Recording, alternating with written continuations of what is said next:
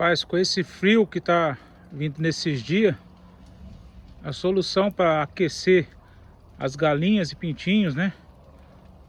Também vacas, foi fazer uma fogueira. Aí fizemos uma fogueira aqui perto, né, do galinheiro, outra perto ali da mangueira dos boi também, do lado de baixo, né? Para ver se pelo menos aquece um pouquinho o local ali, porque o gado sente, tudo sente, né? Os animais também.